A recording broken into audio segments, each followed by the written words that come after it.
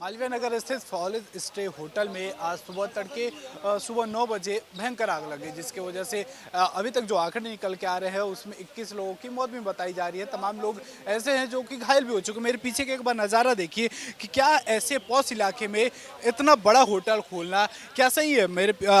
आप जो पीछे नज़ारा देख सकते हैं किस तरीके से जो पुलिस प्रशासन है वो मुस्तैदी से तैनात है। फिर उसके साथ साथ जो नीचे तमाम जो गद्दे हैं कांचे जो है वो तोड़ तोड़ कर लोग जो है वो नीचे कूदे हुए हैं। और ऊपर आप खिड़कियों में देख सकते हैं कि वही खिड़की है जहां से लोग अपनी जान बचाने के लिए कूदते हुए नजर आए हैं। सबसे बड़ा सवाल ये है कि जब इस होटल के बारे में खंगाला गया तो ऐसा बताया जा रहा है कि लगभग इस होटल में मात्र 6 रूम के लिए जब परमिशन था तब यहाँ पर 25 रूम में अलॉट क्यों कराए गए, क्यों 25 रूम में चल रहे थे, क्योंकि जिस प्रकार से यहाँ पे तस्वीरें निकल के सामने आ रही हैं और यहाँ पे जो निजी रहवासी जब हमने उनसे बातचीत की उनका ये कहना है कि 21 लोगों को जो मरने का आंकड़ा है वो गलत बताया जा रहा है। लगभग यहाँ पर 30 से 40 लोग जो है वो यहाँ पर उनकी मृत्यु हुई है, क्योंकि जो यहाँ के निवासी थे उनका साफ तौर पर कहना है कि जिस तरीके से आग लगी तो तमाम लोग ऐसे थे जो कि खिड़की से तोड़कर कूदते हुए नजर आए और यहाँ के जो निवासी लोग हैं उन्होंने नीचे गद्दा बिछाया, उसके ऊपर वो लोग कूदते हुए नजर आए। आप देख सकते हैं किस तरीके से यहाँ पे फॉरेंसिक टीम जो है वो भी यहाँ पर पहुंच गई है, लगातार जांच पड़ताल यहाँ पर करती हुई नजर आ रही है, क्योंकि जिस प्रकार से सिस्टम के ऊपर एक बड़ा सवाल उठाया जा रहा है कि क्या लंबे समय से जब ये होटल चलाया जा रहा है तब यहाँ पर कोई भी टीम यहाँ पर जांच पड़ताल करने क्यों नहीं आई, क्योंकि यहाँ पर मात्र जब 6 रूम का आपके पास एनओसी थी तो आप 25 रूम क्यों यहाँ पर चला रहे थे। क्योंकि जिस प्रकार से देखा जाए कि अब ये सवाल सिस्टम के ऊपर भी है कि क्या जब हमारे देश में कब कोई अनहोनी हो जाती है उसके बावजूद ही जो सरकार है उसकी आंखें खुलती है। क्योंकि अभी संवेदनाएं तो तमाम चाहे अगर पॉलिटिक्स की बात करें तो संवेदनाएं लगातार आती हुई नजर आए, चाहे प्रधानमंत्री नरेंद्र मोदी हो चाहे गृह मंत्री अमित शाह हो, तमाम वो अपने सोशल मीडिया एक्स के माध्यम से संवेदनाएं और शोक संदेश देते हुए नजर आए। लेकिन जिस तरीके से यहाँ पर तमाम लोगों की जान गई है, 21 लोगों की जान गई है, उसमें कुछ इंडियंस भी थे, कुछ फॉरेनर्स भी थे, सबसे उनकी यहाँ पर जान जा चुकी है। जिस प्रकार से आप देखेंगे किस तरीके से यहाँ पर पतली पतली गलियाँ हैं, पतली पतली गलियों में और मालवीय नगर के जो ये सबसे पॉश इलाका है वहाँ पर इतना बड़ा होटल जो है वो चलाया जा रहा था। एक बार इधर का आप नज़ारा देखिए किस तरीके से पतली सी गली है, लेकिन यहाँ पर जो तारों का झुंड है कैसे आपको यहाँ पर ऊपर दिखाई देगा। कहीं ना कहीं जिस तरीके से दिल्ली सरकार में चाहे आम आदमी पार्टी की सरकार हो चाहे भारतीय जनता पार्टी की सरकार हो, लगातार वो बोलते हुए नज़र आते हैं कि अगर हमारी सरकार आएगी तो दिल्ली में जो ये तारों का गुच्छा है उससे हम मुक्त करा देंगे। लेकिन अभी तक ऐसा क्यों नहीं हुआ, क्योंकि जिस प्रकार देखा जाए कि यहाँ पर अभी ये तो क्लियर नहीं हो चुका है कि आखिरकार किस वजह से यहाँ पर आग लगी है। लेकिन सबसे बड़ा सवाल ये है कि आखिरकार जब 6 रूम का यहाँ पर एनओसी था आपके पास था तो यहाँ पर आप 25 रूम क्यों चला रहे थे।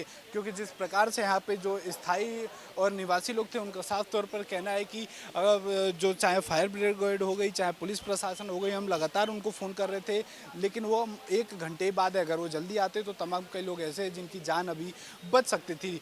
तो आइए हम यहाँ पर कुछ लोगों से बातचीत करने की कोशिश भी करेंगे जो कि यहाँ के स्थायी लोग हैं, उनका क्या कहना है, क्योंकि उन लोगों ने ही तमाम के ऐसे लोग हैं जिनको जान बचाते हुए नजर आए थे। क्या नाम है भैया आपका? इरशाद नाम है। ये सुबह 9 बजे हादसा हुआ तो क्या आप यहीं पर मौजूद थे? नहीं, यहाँ पे नहीं था, घर पे था। ऐसा माना जा रहा है कि लोगों को यहाँ पर जो स्थायी निवासी लोग हैं नीचे गद्दा बिछाकर उनको ऊपर से कूदवाया, उनकी जान बचाई। बिल्कुल बिल्कुल, शीशा तोड़ा उन्होंने, पत्थर से ईंट से शीशा तोड़ा उन लोगों ने ही तोड़ा, सिलेंडर से। उनकी वजह से 20 से 25 लोगों की जान बच गई। 20 से 25 लोगों की जान उनके वजह से बच गई। 20 से 25 लोगों की जान बच गई, नहीं तो ये बहुत बड़ा हादसा होने जा रहा था। क्या बस 21 लोगों की जान गई है कि क्योंकि जिस प्रकार से यहाँ पे आग लगी है, जिस प्रकार से होटल की स्थिति देखने को मिल रही है, तो क्या 21 लोगों की ही बस जान गई है? जो सिस्टम के हिसाब से 21 लोगों की जान गई है, बाकी पता नहीं लगेगा वो जाने के बाद ही कितने लगेगा। क्रिटिकल हालत है, 8 लोगों की हालत ख़राब है, बाकी लोग एडमिट है, बाकी 21 लोगों की जान गई है। 21 लोगों की जान, जैसे आप सुन सकते हैं कि किस तरीके से यहाँ पे स्थायी निवासियों का कहना है कि लगभग 21 लोगों की जान गई। लेकिन सबसे बड़ा सवाल सरकार के ऊपर ये उठता है कि क्या ऐसे पॉश इलाके में इतना बड़ा होटल चलाने के लिए परमिशन आखिरकार कौन दिया? क्योंकि देखा जाए तो जिस प्रकार से मात्र जब 6 रूम का अलॉटमेंट था तो इतना बड़ा होटल कई सालों से कैसे चल रहा था? आखिरकार कौन इसके पीछे गुनहगार है? जिस तरीके से सिस्टम के ऊपर ये भी सवाल उठता हुआ नजर आ रहा है। अगर आप इतना बड़ा होटल चला रहे हैं तो मात्र एक ही एग्जिट गेट यहाँ पर क्यों था? क्योंकि देखा जाए कि जिस तरीके से तमाम लोग हैं उनका ये कहना है कि जो यहाँ के निवासी लोग हैं वो लोग यहाँ पर बचाते हुए जो लोग थे उनको नजर आए, लेकिन जिस तरीके से अभी तक जो खबर निकल के सामने आ रही है उसमें मात्र अभी 21 लोग की मरने की हालत बताई जा रही है। क्या नाम है भैया आपका? संजय गोयल। कई लोगों की जान बचाई, आप उस समय थे जब आग लगी, क्या घटना हुई थी पूरी? हाँ, 8:20 पे जब मैं अपनी दुकान खोलने के लिए आया था तो यहाँ पर जो एक जहरीला धुएं का गुबार आया जिससे हमारा दम घुट रहा था। तो सब्जी वाले ने बोला कि भैया यहाँ पर आग लग गई है स्नैक लाइट में। तो फिर लोकल लोग भी गलियों से निकल करके आ गए हमारी सपोर्ट के लिए। हम सब लोगों ने मिल करके एक टीम वर्क बना करके राहत बचाव कार्य हमने आरंभ कर दिया था। साथ के साथ हम फायर को, एम्बुलेंस को, पुलिस को भी कॉल कर रहे थे सभी लोग मिल करके। उसमें हमारे दिनेश यादव जो बीट कांस्टेबल थे उन्होंने भी बहुत सराहनीय कार्य किया। कहीं से हथौड़ी ला करके उन्होंने शीशों को तोड़ना शुरू करा और उनकी जो कठिन जालियाँ थी उनको निकाला। और रियाजुद्दीन भाई साहब थे, रियाजुद्दीन भाई साहब ने हमें गद्दे दिए जिससे हमने लोगों को शीशे तोड़ के बोला कि आप अब यहाँ से जंप करो, जबकि वो पहले डर रहे थे। शीशे तोड़ के गद्दों बिना गद्दे के जंप करने में डर रहे थे। जब गद्दे दे दिए तो गद्दों पे जब उन्होंने जंप करा तो वो सकुशल बच गए। 10 से 15 लोगों को यहाँ बचा लिया गया जिसमें 4-5 लेडीज़ थी और एक छोटी बच्ची थी।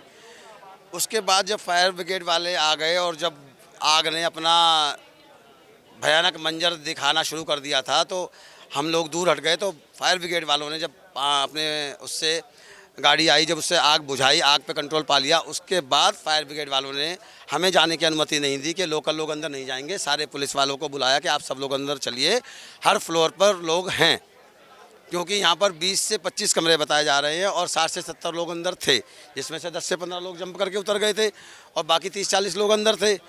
तो चद्दर ली गई, रियाजुद्दीन भाई साहब से ही चद्दर ली गई। अब उन चद्दरों में 8-8 लोग एक आदमी को पकड़ करके ले करके आ रहे थे, क्योंकि हैवी लोग थे, बाहर के लोग थे, अफ्रीका के, नाइजीरिया के, केन्या के लोग थे जो मैक्स हॉस्पिटल में अपने परिजनों के इलाज के लिए आ रहे थे। तो जब वो जिनको सबको लाया गया था तब सबकी सांसें चल रही थी, सबकी धड़कनें चल रही थी और सबको जो डॉक्टर्स, नर्स, जो एम्बुलेंस के जो हमारे कर्मचारी लोग थे सब CPR दे रहे थे, ऑक्सीजन भी दे रहे थे। ये नहीं कह सकते हैं कि किसी चीज़ में कोताही बरती गई थी। हमारे जो है शासन प्रशासन ने अच्छा सहयोग दिया, सब लोगों ने मिलकर काम किया था।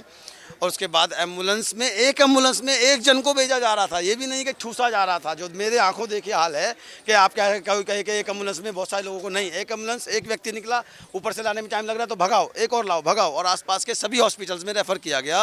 मदन मोहन मालवीय है, एम्स ट्रामा सेंटर है, मैक्स हॉस्पिटल है, सफदरजंग है, वहाँ सभी देखा गया। और आसपास के जो दमकल केंद्र हैं हमारे, किदवई नगर है, नेहरू प्लेस से आई है, ओखला से आई है, सब जगह से हमारी दमकल केंद्र 12-15 गाड़ियाँ आ गई थी। हमारे जो पुलिस विभाग के हमारे जॉइंट CP साहब हैं, CP साहब हैं, DCP साहब हैं, सभी लोग आ गए थे समय रहते हुए बहुत। और बिजली विभाग के, IGL के, फॉरेंसिक डिपार्टमेंट के और हमारे आप मीडिया बंधु सभी लोग आ गए थे।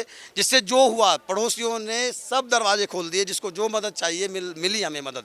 सीढ़ियाँ भी मिली, रस्सी भी मिले, गद्दे भी मिले, चद्दर भी मिले, पानी पीने के लिए भी मिला। सब ने मेहनत करी तब जा करके हम बचा पाए हैं, नहीं तो बहुत भयानक मंजर होता अगर ये सब चीज़ें समय पर नहीं होती। यहाँ पर मैं कहना चाहूँगा कि मानवता और इंसानियत जिंदा है, जो आज मिसाल पेश हुई है।